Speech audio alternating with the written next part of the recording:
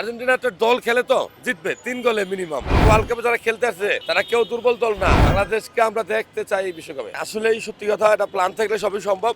একটু কষ্ট হয়েছে, ঘুম থেকে উঠে আসছে, আগে থেকে প্ল্যান ছিল, অ্যালার্ম দেওয়া ছিল। আমার কিছু স্টাফ আছে, ওরাও আসছে একসাথে। আমি একসাথে আমার ড্রাইভার সহ খেলা দেখতে আসছি 5-6 জন। আজকে যদিও মেসি খেলবে না মনে হয়, তো তারপরেও আর্জেন্টিনা, তো আমরা আর্জেন্টিনার ফ্যান, আর্জেন্টিনার খেলা দেখি।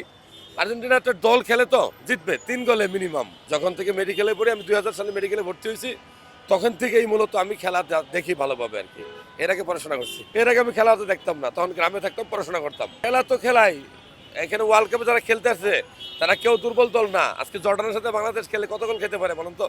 তো আসলে প্রতিপক্ষকে দুর্বল মনে করা যাবে না। বাংলাদেশকে আমরা দেখতে চাই এই বিশ্বকাপে অবশ্যই।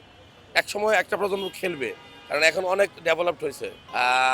আর্জেন্টিনা ছাড়া সবচেয়ে ভালো লাগে আমার ফ্রান্স, ব্রাজিল, দুইটাই। খেলোয়াড়দের মধ্যে এমবাপ্পে আর নেইমার।